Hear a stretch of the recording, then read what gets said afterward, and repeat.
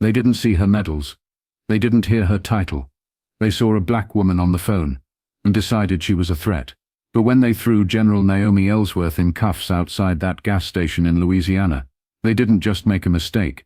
They triggered a call that would end careers, expose a town's ugly truth, and remind the world what power sounds like when it doesn't need to shout.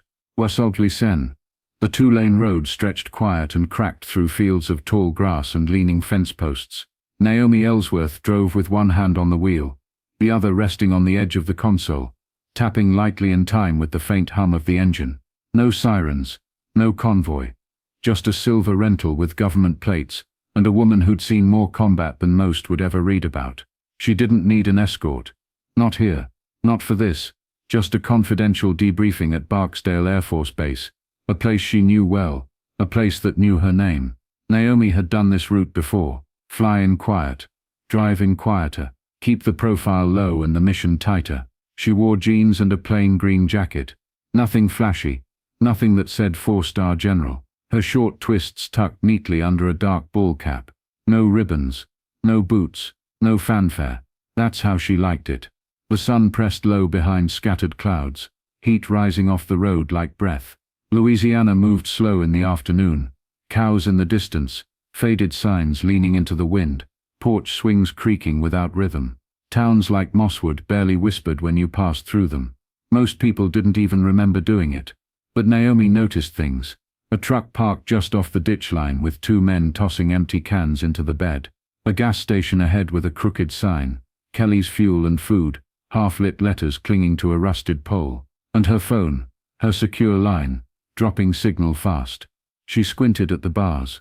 One, then none. She didn't curse, just exhaled through her nose and leaned slightly forward, eyes scanning for anything that might offer enough reception to finish the call she needed to start. Her thumb hovered over the Pentagon's encrypted comms app, time-sensitive, high clearance. She had to report in before reaching the base. Protocol demanded it. Naomi had lived too many missions to risk breaking that now. When she saw the station, she didn't hesitate. She signaled, slowed, and pulled in beside the side wall, away from the front door, away from the crowd of men standing near the ice chest, sharing small-town laughs and big opinions. The car clicked into park. She grabbed the secure phone, opened the door, and stepped into the thick southern heat. The signal pinged back. 1 bar, then 2. Enough. She raised the phone to her ear. General Ellsworth verifying identity. Initiating briefing. The connection clicked alive. A voice on the other end greeted her by rank. And as the classified transmission began flowing from Washington to Mosswood, Naomi scanned the lot with quiet precision. She didn't see the woman behind the gas station counter dialing the police. She didn't hear the words suspicious, strange, possible drug use. And she didn't know that in less than 10 minutes, the sleepy town of Mosswood was going to forget everything it thought it knew about power, and where it lives. The air was thick with diesel and fried batter. Flies hovered near the trash can by the door, circling like they owned the place. Kelly's Fuel and Food didn't look like much. Just a weather-worn box with a few pumps out front, sun-bleached flags drooping from the awning, and a cooler full of melting ice bags leaking slowly onto the cracked concrete. Inside, the flicker of fluorescent lights buzzed against faded linoleum, and shelves lined with expired snacks. No one had bothered to restock. Naomi stayed outside. She wasn't here to buy anything. She was here for signal. 2 bars now, just enough to transmit. She moved toward the side of the building, positioning herself away from the glass windows and the slow-moving cluster of men by the propane cages. She lifted the phone again.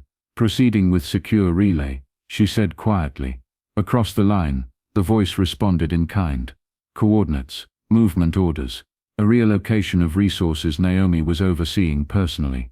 No margin for error, no room for distraction. Inside the store, Paula Sweeney squinted from behind the counter, her lips pursed so tight they practically vanished. She hadn't seen the woman pull in, didn't like the look of her, didn't like how she didn't come inside, didn't like that she was just there, in jeans, a cap, standing near the edge of the building like she had something to hide. Paula leaned over and picked up the landline, dialed the direct line to the Mosswood PD, kept her voice low.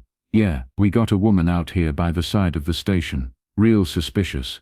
Kinda just lingering. Could be high. Don't look right. She hung up before they asked for details. Back outside, Naomi caught movement in the corner of her eye.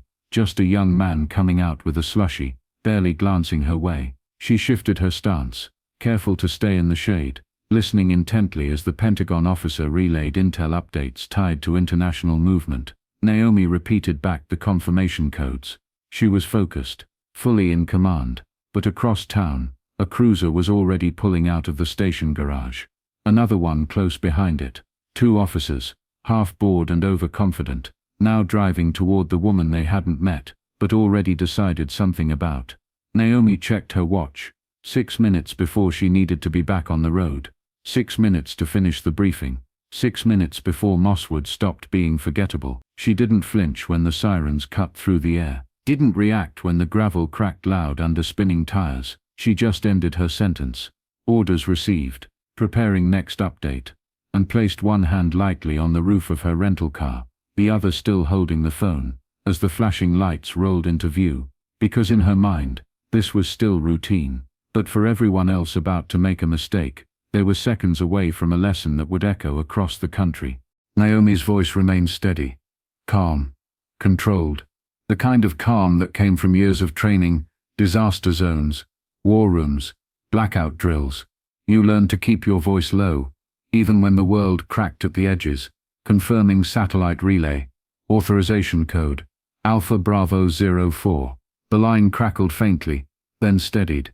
A male voice on the other end responded with urgency, feeding her a list of movements, airlift adjustments, covert placements, encrypted data transfers. She listened, nodded, repeated confirmations. To her, it was just another call. To Mosswood, it looked like something else. Inside the gas station, Paula Sweeney wiped her hands on a stained paper towel, her eyes narrowing at the figure just beyond the window. The woman hadn't come in, hadn't asked for directions, hadn't even looked toward the register. She just stood there, talking low into a phone no one else could see, eyes scanning the lot like she was casing it. Paula didn't ask questions. She reached for conclusions instead, and then she reached for the phone. Yeah, Mosswood PD, I think you'll need to come check this out, she whispered, twisting the cord in her hand. Woman's out here acting real odd, hanging by the pumps. Might be drugs, could be dangerous, real twitchy. She paused. Black, early 40s maybe. Looks like she's talking to herself. Outside, Naomi was coordinating airspace clearance for a top-secret cargo reroute. Her tone never shifted, her posture never broke, but the cruiser was already on the way. 2, actually. Officer Randall Cooper and his younger partner Shah Delaney didn't ask for backup. They didn't ask for a description. They just heard the word suspicious and decided it was worth the drive. Mosswood wasn't known for high-stakes drama. A call like this was something to break up the day. Naomi adjusted her grip on the phone. Her free hand rested lightly on the edge of the car's hood. Sweat beaded along her neck from the Louisiana heat, but her focus never wavered. The voice on the other end was handing off encrypted files for a foreign operation. Details so classified, only 6 people in the country were cleared to receive them, and she was one of them. She had no idea that 2 officers were speeding toward her, based on nothing more than a store clerk's assumptions and the color of her skin. She had no idea her ID would be called fake, that her wrists would be bruised before noon, that a gas station stop would become a national headline. She only knew the job, and as she closed the first part of the call, readying to verify the next sequence, the faintest flicker of red and blue reflected off the gas station's windows. Naomi blinked, just once. Still calm, still grounded, and then she said the words that would echo through every investigation to follow. Proceeding with Phase 2 briefing, standing by. The cruiser didn't slow. It sliced into the lot like it owned the place. Tires spitting gravel, bumper nosing too close to Naomi's rental. The second car followed, boxing her in. Doors flew open before the engines cut. 2 uniforms, 2 quick judgments. 0 hesitation. Officer Randall Cooper moved first. Thick frame, mirrored sunglasses, buzz cut that looked like it had been maintained out of spite. He unlatched his holster before he even saw her face. Behind him, Shah Delaney followed suit. Slimmer, younger, jaw set like he was auditioning for something bigger than a sleepy town beat. Naomi didn't flinch. She lowered her phone, still connected to the Pentagon, and set it gently on the hood of her car. Her hands stayed visible, open, calm. The training kicked in automatically. Not the combat kind, the survival kind. "Good afternoon, officers," she said evenly. "How can I help you?" Cooper's voice snapped through the air like a slammed door. "License and registration." "Now." Naomi gave a measured nod. "Of course, I'm active duty military. General Naomi Ellsworth. I'm on official business." She reached slowly, deliberately, for her wallet. No sudden moves. No questions. Just facts. Delaney scoffed. "General." He almost laughed. "You serious right now?" Naomi pulled out her credentials, military ID, federal travel orders, everything marked, stamped, authenticated. She held them out like she'd done 100 times before in 100 different cities. Cooper snatched them from her hand without looking, glanced once, frowned. "This is fake," he muttered. Then he tossed the ID onto the hood, like it was a used napkin. Naomi's jaw tightened, but she didn't move. "Sir, I assure you, those documents are real. I'm en route to Barksdale Air Force Base, under confidential." "Shut up," Delaney snapped, stepping closer. "You think we're stupid?" The heat pulsed heavier now. Behind them, a few people had gathered, station customers, truck drivers, a teenage girl holding a soda too tightly. No one said anything, but the air was thick with expectation, the kind that clings to people who've seen scenes like this before. Naomi's voice lowered, more warning than plea. "Contact your supervisor. You're making a serious mistake." But Cooper wasn't listening. He already had the cuffs out. "Turn around. Hands behind your back." For a half second, she didn't move. Not out of resistance, but disbelief. Not because she was afraid, but because something inside her, something deep, cracked. "I am a general in the United States Army," she said, voice sharper now. "You are unlawfully detaining me." Cooper laughed. "Yeah, and I'm the damn president. Turn around." Before she could speak again, Delaney grabbed her wrist. The cuffs clicked, tight, fast, final. And just like that, a decorated war hero became a suspect. Not because of what she did, but because of who they refused to believe she was. The cuffs bit into her wrists, cold, metallic, too tight. Naomi didn't fight. She didn't shout. She just stood spine straight, eyes forward, as if still in formation. Her secure phone slipped from the hood and clattered to the ground, still connected. On the other end, a Pentagon officer shouted her name into static. Delaney yanked her left arm higher. Cooper grabbed the right. "You think this little act's gonna work?"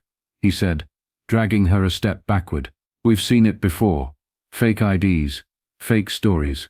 Naomi kept her voice measured. "That wasn't an act. That's my identification. You just threw it on the ground." Cooper didn't even look at her. He bent down, picked up her military ID from where it had landed near the bumper, scuffed now face side down, and smirked. "This," he said, flipping it in his hand. "You think this plastic card means something? Anyone can print these online. It's federally issued," she said, calmly. "You can verify it in less than 30 seconds. But 30 seconds required willingness, and they weren't here to verify. They were here to dominate." Cooper stepped forward and shoved her hard against the side of the car. Her shoulder struck the mirror, knocking it askew. She hissed through clenched teeth, but didn't yell, didn't curse, didn't give them the reaction they seemed to crave. "You want to keep playing games?" he growled. "Keep resisting, we'll find more charges." "I'm not resisting," she replied, quiet but firm. "I am complying, and I am warning you again. You are detaining a high-ranking officer, on active orders." Delaney laughed. "Lady, you're one more word away from riding in the trunk." Behind them, the crowd was growing. Silent, watching, phones out. Some recording, some not, most just frozen. Inside the store, Paula leaned on the counter like it was her front porch, and this was a show she'd been waiting for. Her smile curled slow, the kind of smile that always meant, "I knew she was trouble." Naomi stared at her reflection in the cracked passenger window. Her face was calm, still, but her jaw was locked so tight it trembled. This wasn't the first time she'd been underestimated, but it was the first time in 2 decades that someone had tried to humiliate her in public, while she wore nothing but patience and silence. And yet, through clenched fists, through the hum of humiliation, Naomi felt it. Something shifting. Because even if they didn't know who she was, someone on that open line did, and that someone had already heard too much. So Naomi stood still, hands cuffed behind her back, as the wind picked up slightly across the gas station lot, and quietly, like thunder too far off to hear yet, consequences began to move. In Washington, D.C., the operations floor at Pentagon East hummed with quiet precision, monitors blinking, keyboards tapping, voices clipped and measured. But at Terminal 7B, something was off. Lieutenant Commander Bryce Hanley narrowed his eyes at the waveform on the screen in front of him. The line marked GN Ellsworth. Secure channel pulsed erratically. The audio feed, once clean and encoded, now crackled with static and sharp bursts of raised voices in the background. Then, a thud, another, shouting, a woman's voice, strained but steady, then a male voice, angry, mocking, and a final sound, metal on metal, cuffs. Bryce straightened in his chair. General Ellsworth, this is Command Operations. Do you copy? No response. He glanced up. Colonel Dana Sharp was already walking toward him from across the floor, reading the shift in his posture before he even spoke. What's wrong? She asked. I lost clean audio with Ellsworth, he said, his voice low. There was shouting, a scuffle, then silence. Sharp didn't blink. She leaned over him, eyes locked on the signal trace. Is the line still live? Yes, ma'am. Carrier is holding, but she's not responding. Ping her location. Now. Fingers flew across the keyboard.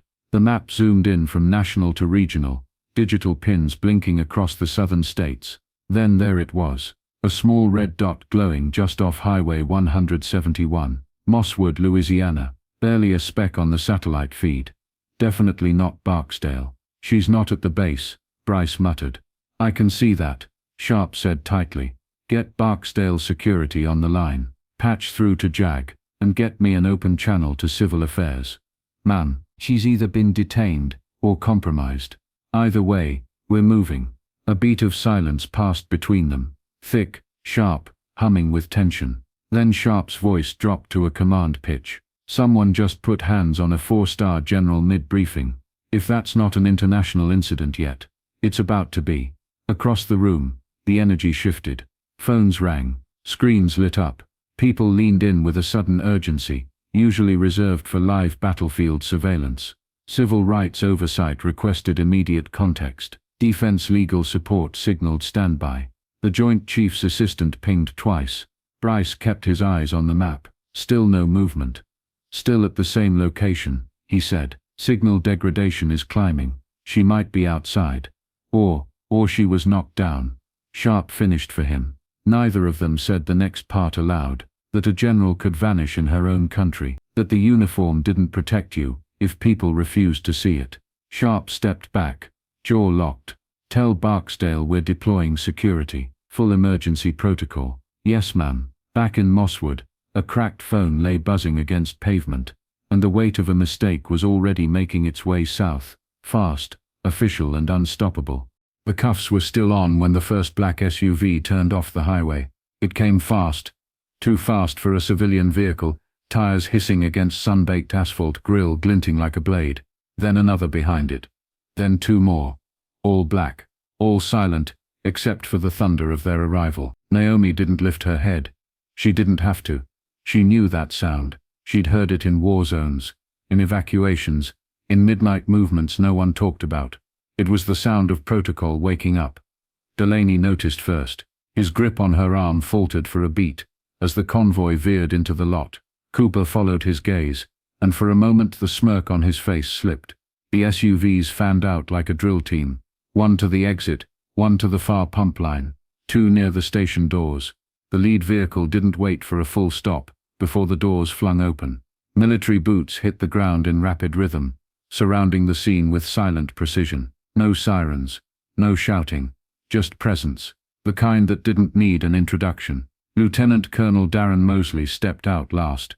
Sharp suit, clenched jaw, folder tucked tight under one arm. He walked fast and straight through the middle of the gas station lot, past the frozen onlookers, past the station clerk who suddenly had nothing to say, and straight to Naomi. General Ellsworth, he said, his voice firm but low. Are you injured? Naomi's voice was steady. No, Colonel. Minor abrasions. The bigger injuries to their judgment. Cooper's mouth opened, but no words came. Mosley turned. His eyes locked on the officers like a switchblade, being unsheathed. You are hereby ordered to stand down under federal directive. This is no longer your jurisdiction. Delaney tried to recover. She was acting suspicious.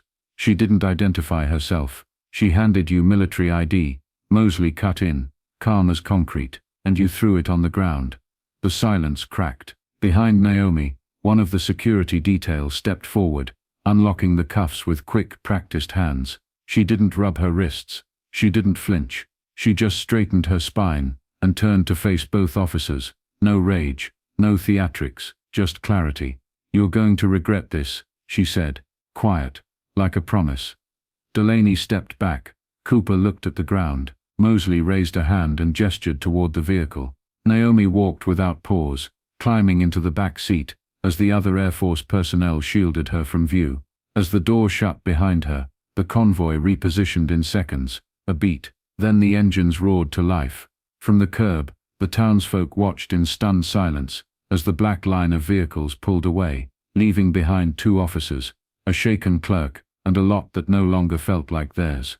Because in that moment, the power had shifted, not with force, not with fire, but with a name, and the weight of who she was. Naomi stood still as the cuffs fell away, wrists red, skin pressed with ridges, but posture untouched. She didn't roll her shoulders, didn't flex her fingers. She just looked at both officers like she was measuring something only she could see. Delaney avoided her eyes. Cooper tried to hold her gaze, but it faltered, twitched, dropped, returned like he was still trying to place her in a category that no longer fit. Behind her, the SUVs waited, quiet, humming, inevitable. You got anything to say? Cooper muttered, the last embers of false authority still flickering in his tone. Naomi tilted her head, just slightly, not like she was surprised, but like she was making space for the silence to settle first. Then she spoke. You saw a black woman on a phone call, and made a decision that's going to follow you for the rest of your life. Her voice didn't rise. It didn't need to. It was the kind of voice used in combat debriefs and Senate hearings. The kind of voice that made people straighten in their chairs even when they didn't know why. Neither officer replied. They didn't have to. The truth was already doing its work. Naomi turned toward the SUV without another word. The Air Force personnel closed ranks around her, not like protection, but like acknowledgement, like they understood what had just happened here, and wouldn't let the moment stain her any further. As she passed the crowd, someone lowered their phone. A teenage girl who'd been recording the whole thing whispered to her friend. She didn't even yell. Another voice added. She didn't have to. By the station door, Paula's arms had dropped to her sides. The smirk gone, replaced by something closer to discomfort. Like she'd just realized the show she started was being broadcast to people she didn't want to explain herself to. Naomi stepped into the vehicle and shut the door. Inside, it was cool, quiet, controlled. She didn't sigh. She didn't cry. She just looked out the window, eyes scanning the same station lot where, minutes earlier, she was treated like a threat instead of the commander she was. And in that silence, something shifted, not in her but around her, because no badge had saved her, no title had protected her, but her composure, her truth, her refusal to shrink. That was the reckoning. And long after the black SUVs disappeared down the highway, what remained wasn't just the memory of the arrest, it was the line she'd delivered. Simple, devastating, final, and echoing, whether they liked it or not. It started as a shaky clip, shot from behind the windshield of a parked truck. 38 seconds. No filters, no editing. Just a grainy view of a black woman in jeans and a ball cap being slammed against her own car by two Mosswood police officers. The caption read, "This woman said she was a general. They cuffed her anyway." By the time Naomi reached Barksdale's gates, the video had hit 12,000 views. By nightfall it was on every major network.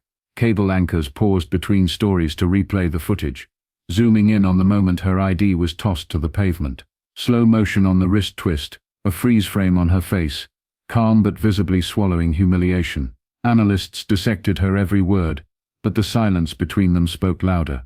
She said she was General Naomi Ellsworth. She handed over credentials. They laughed. People didn't need context. They recognized the pattern. In Houston, a veteran named Lisa reposted the clip with a caption, "I served under her. That woman led combat missions with more grace than these officers showed her in 10 seconds. In Atlanta, a retired colonel simply wrote, "Unacceptable. She earned those stars." Within hours, hashtags lit up. "We see you Naomi." "General Ellsworth." "Justice for Naomi." Dozens of celebrities reposted the video.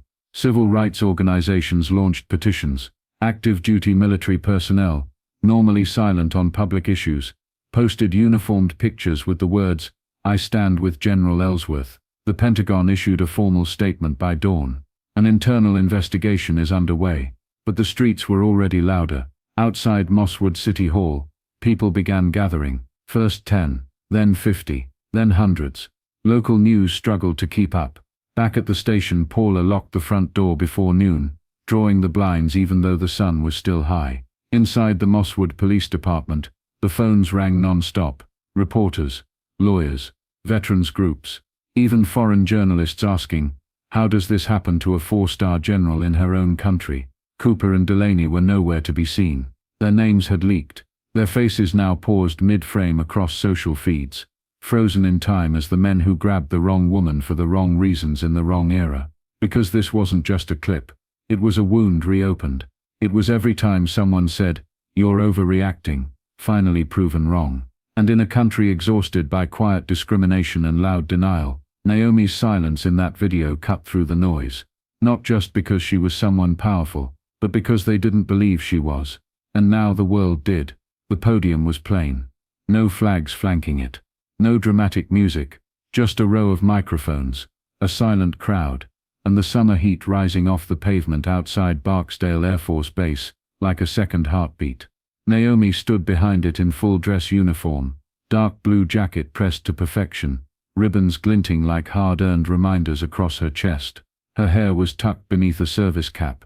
Her eyes steady beneath its brim. She didn't smile, didn't blink too much, didn't flinch when the cameras zoomed in close. Colonel Mosley stood off to the side, arms crossed, jaw tight. Pentagon officials behind him kept their expressions neutral, but their presence was no accident. The White House had offered speechwriters. She declined. When Naomi finally spoke, the world quieted. "My name is General Naomi Ellsworth," she said, her voice steady, even. "I've spent 29 years in the United States Army. I've led combat operations overseas. I've advised presidents. I've buried friends, and mentored the next generation of soldiers." A pause. And yesterday, at a gas station in Mosswood, Louisiana, none of that mattered. The words landed heavy. No dramatics, just truth, sharpened by clarity. "I was not judged by the uniform I have earned, nor by the oath I continue to uphold. I was judged by the color of my skin, by the assumptions placed on me by 2 men who didn't care to ask who I was before deciding what I wasn't." In the crowd, pens stopped scribbling, phones trembled in quiet hands. "I'm not here to ask for an apology," she said. "This is not about my pride. This is about accountability. It's about the dangerous consequences of unchecked bias, and the silence that allows it to thrive." Behind the press line, families gathered, locals, veterans, teenagers with handwritten signs. One read, "She spoke for us." Another, "Black, brave, believed." Naomi scanned the crowd, but didn't let her gaze linger.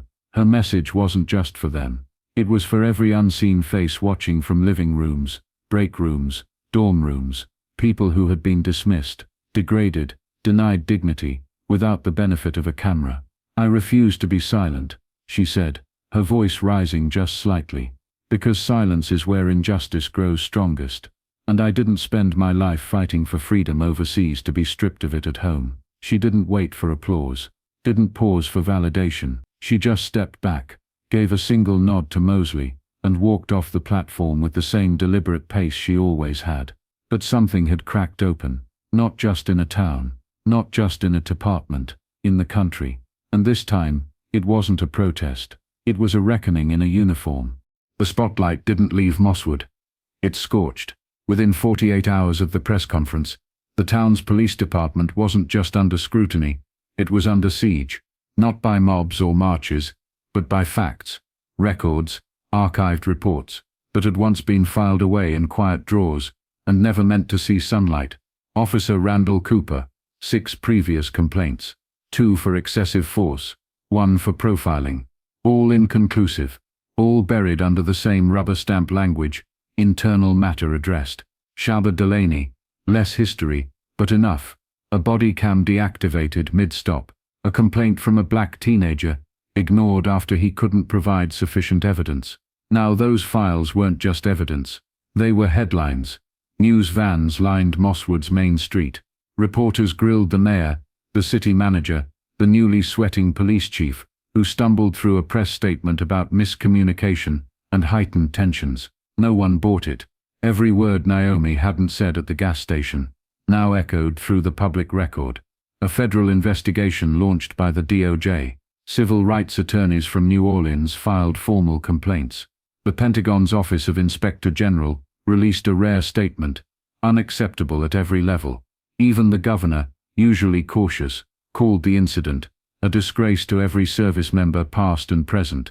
Meanwhile, Mosswood scrambled. Cooper and Delaney were placed on administrative leave, though locals whispered that they hadn't been seen at home. Their names were trending, their faces frozen in video stills, the moment the cuffs snapped shut on a woman they didn't bother to believe. Anonymous sources within the department began talking. A culture of gut calls, and who really belongs here. Jokes that never made reports. Stops that never made headlines. Until now, community members stepped forward, emboldened by Naomi's calm, by her composure. A schoolteacher, a retired sergeant, a young mother who'd kept her story to herself until she saw the video and said, "That could have been me, that was me." What had been called a mistake was now unraveling into a pattern. What had been a routine day was now a mirror, and Mosswood didn't like what it saw. Inside the police department, the walls felt thinner. Officers walked quieter. Commanders stayed in their offices. No more casual banter. No more invincibility. Because the country wasn't just watching Naomi, it was watching what happened after her. And the lesson was sharp. When you ignore warnings, bury complaints, and underestimate the power of quiet dignity, you don't just lose control, you lose the benefit of the doubt. And in Mosswood, that was gone. She didn't linger. Naomi stepped down from the podium without waiting for follow-up questions, without waving, without glancing back at the reporters still shouting her name. The applause had stopped now, not out of indifference, but reverence, because sometimes silence carries more weight than any roar. She walked with purpose, not rushed, not rigid, just forward, the same way she always had, through war zones, through grief, through rooms full of men who doubted her, until they didn't. Her dress shoes tapped steady against the concrete, as the sun crept higher overhead. Cameras tracked her, but none dared follow. Not after what had just been said, not after the quiet way she had dismantled every excuse the nation had been fed for decades. Behind her, the microphones still trembled from the truth she left on them. Ahead, Colonel Mosley opened the door to the building where her next briefing waited. More interviews, more updates, more layers of fallout. But for a moment, Naomi paused on the threshold. A breath, a weight, a knowing. She wasn't just a general anymore. She was a symbol, not of perfection, not of sainthood, but of refusal. The refusal to stay small, to stay silent, to let decorum be mistaken for acceptance. And as the country took in the footage, the words, the stillness, it began to shift. In schools, students wrote essays about her. In boardrooms, executives asked if their own biases looked anything like Mosswood's.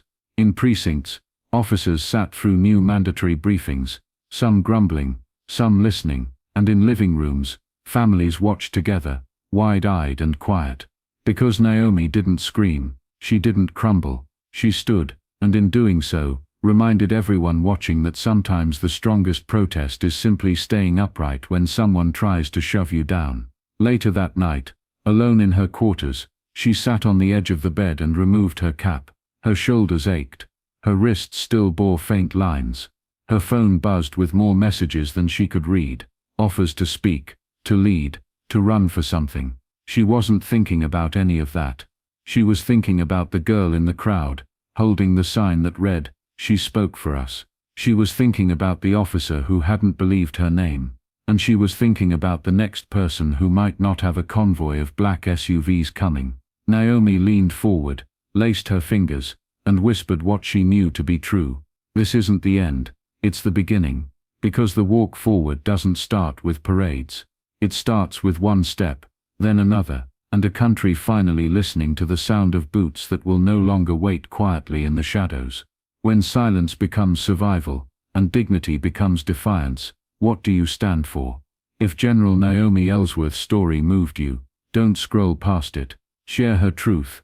Speak out when you see injustice. Sullen long comment below, with one word that describes what she stood for. And if you believe that quiet courage can change the world, subscribe to Black Roots for more true stories that expose, empower, and inspire.